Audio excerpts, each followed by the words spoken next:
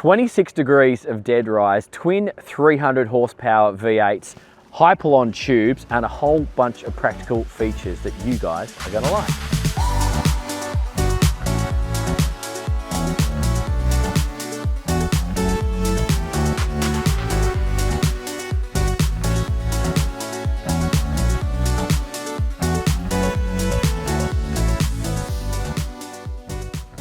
So welcome to Sorrento, guys. It's the middle of winter and we've had all conditions today, like totally freezing.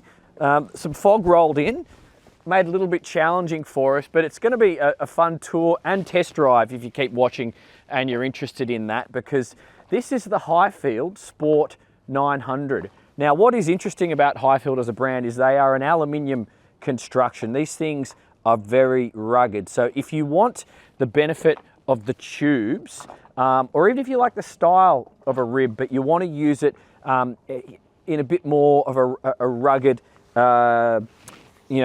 operational side of things. So perhaps as a tender, perhaps running up on a lot more beaches, or perhaps you're going to be going to your yacht club and you're going to be doing, a lot of rough and rugged activities as opposed to some of the more super luxury ribs. That's when I think maybe you're going to get some benefit out of paying some attention to the Highfield. And let's do our best to explain that to you. So come on with us. This is the detailed tour. And then at the end of this video, it's going to be the test drive. My name's Dan Jones, by the way. You're watching Dan's Boat Life. Subscribe if you haven't already. So let's just quickly have a look. We can see the anchor here at the bow. She falls and she's actually aft of the bow itself. So if you want to do something as we are right now, that is come in bow to a dock like here, and I know many of you guys are doing this in Europe, the anchor is not protruding out and getting in your way. So I can actually just pull the boat in and step on this nice little footpad right here, or just get my legs over and I can board pretty easily. Actually, you can just pass me the camera. I'll grab it so you got two hands and make life a little bit easier. So glad the weather has improved after this morning. It was a beautiful moon, actually, really early when I got up this morning, and then the moon went down and the sun came up, and it was sunny at the beginning, but then the fog rolled in and the weather really changed. So we're very lucky to have this opportunity now with a little bit more decent conditions. So I think with relation to the sun, why don't you guys come out to the back of the boat and then we'll go and do it in reverse so you haven't got the sun in your face, and we can make life a little bit more pleasurable for you. So these are twin V8 300 horsepowers. You can run this boat, in my opinion, with a single 300. You do not need this much horsepower. It's a lot of fun. You can see how quick it is in the test drive. It's not totally necessary is the point I'm trying to make. You can see where I am right now. I'm standing on the transom. This is also a pod. So the hull, the main hull construction's here. I was looking through the back before. It appears that this is bolted on, and that is what takes the engine load and transfers that into the boat forward. And she's obviously capable of taking twin 300s. That's the maximum horsepower that is rated for this one. You've got the ski pole. You've got a couple of really solid grab handles just here, which would also suit as possibly somewhere to put your feet if you're doing that. Got a couple of cleats just below those, and we've got our water in and our fresh water shower just there. And we also have a telescopic swim ladder out here on the starboard side. And I saw another one on the port. There's two swim ladders. That's quite luxurious. So we also have some rod holders on starboard and port just there, and you've got lots of handles all the way around the boat. They're dotted in sensible places. This aft sun lounge is really pleasant, but as you may have just noticed, it expands. So you can do this and turn it into a proper Euro style sun lounge. So isn't this lovely? You've got a huge amount of space. As with all ribs, you can utilize the rib themselves, the tubes themselves, as a seating area. So I reckon if we pop this back up, I reckon we might even have enough space for potentially 4 people across the back here with ease. but if you were doing a lunch setup, you could probably do 4, 6, 8 people around the table. There's actually a decent amount of space here. This is removable. You don't have to have this in place all the time. So if you were going out to watch some yacht racing and you just needed the extra space or whatever, you can utilize it in that function. And as you may notice, this is a flip-up seat for 2 people here. So again, you can utilize this space to pass through if you're underway, and then when you stop for lunch, it actually just goes up like that. So that's quite handy. This is all very luxurious. So that's cool. I might just get underneath this seat. I think I should have a look under here. It's been really, really well done. Everywhere you look on this boat, it's just tidy. So obviously she's got a bung, she's got a bilge pumps and all that sort of stuff. A lot of people are going to be storing a boat like this out of the water, although you could store it in the water should you wish, because these decks are self-draining as well. This is all aluminium construction, and you can see the worlds in some of these places, but as you'll see in a second, when we get to the center console, it goes from alloy to GRP, so it gives it a little bit more of a luxurious feel as you make your way through, as opposed to just straight up aluminium everywhere. And can you see this? This is actually a lifting point. So we have one here, another one on the other side, and then forward again. So you can use, if any of you guys lift your Etchells or your sailing yachts at your local yacht club, and you see those cranes where they just apply the strops, you could do the same thing on this boat. So if you were, and I know people are doing exactly that with these Highfields down in this part of the world, they only put their boat in the water for the summer. So they don't actually bother with anti-fouling. They just leave it in the water, and then they haul it up on the crane, say once a month, just apply some, what's the name of that product you were telling me about? Easy on, easy off. Easy on, easy off, it's called. Apply that, and then it's basically just a light brush and a hose, and the small barnacles actually just come straight off.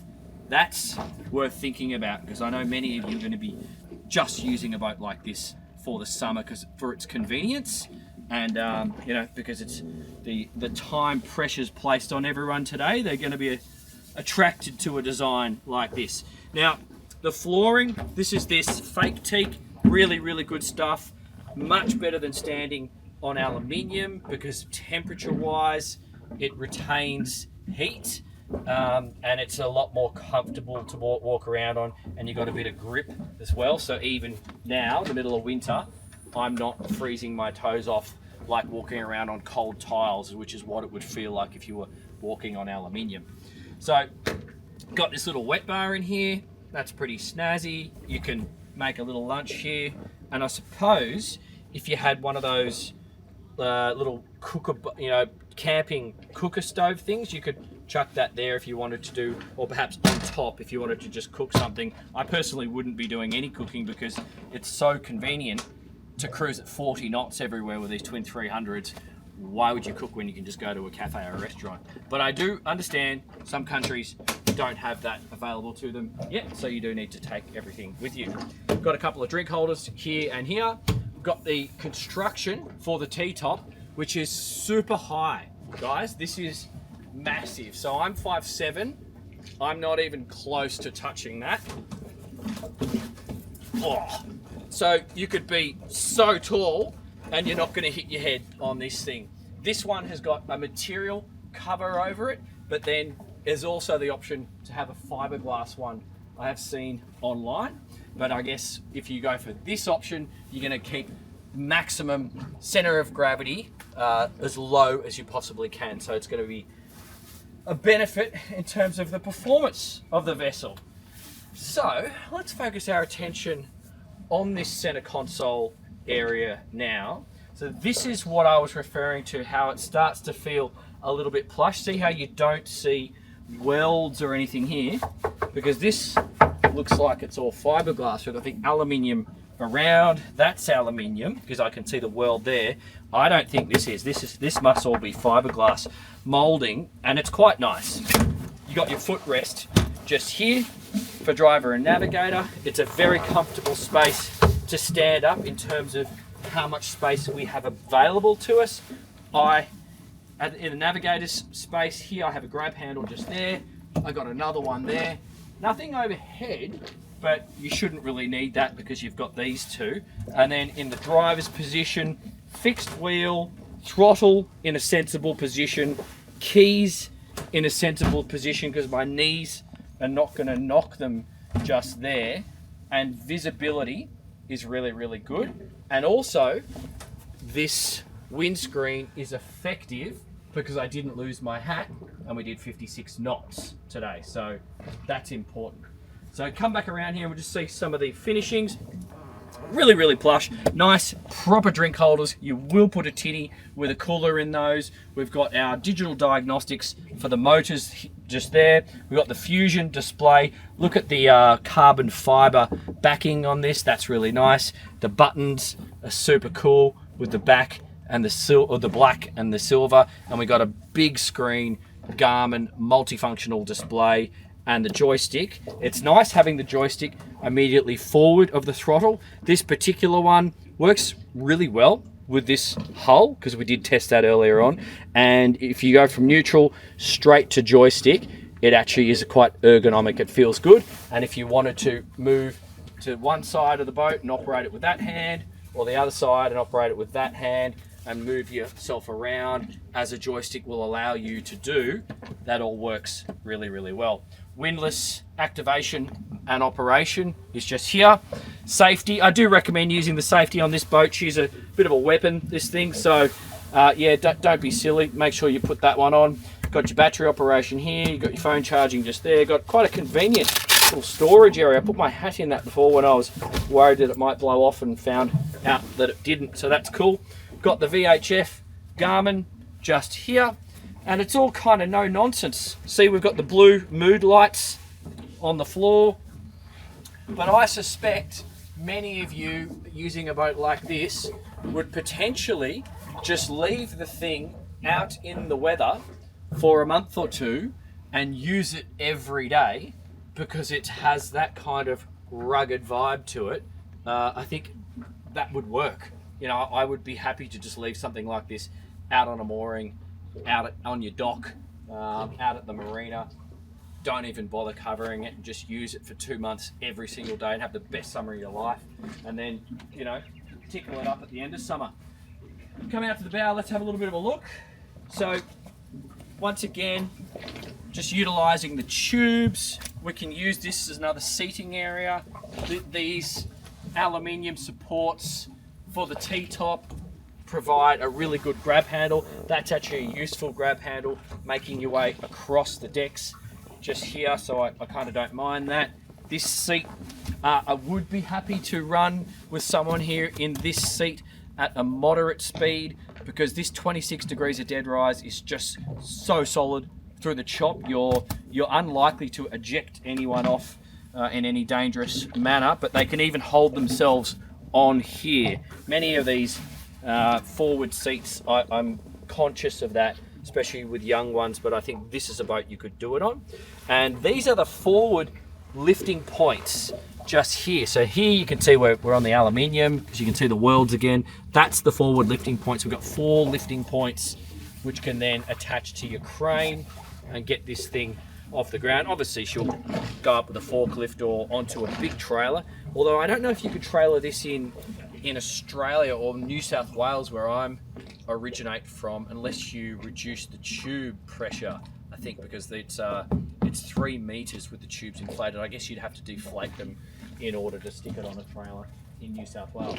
Got these nice little grab handles just here, but I like the cross stitching on this one, and it didn't appear, because it was wet this morning, the foam doesn't appear to hold any moisture, because I sat on some cross stitch on another boat the other day and I got a wet bum because the foam did hold some moisture and it came through the cross stitching and onto my jeans, and that was annoying. So just pay attention to that. It didn't appear to do that this morning, and the boat did drive for an hour to get to me through wet, foggy conditions.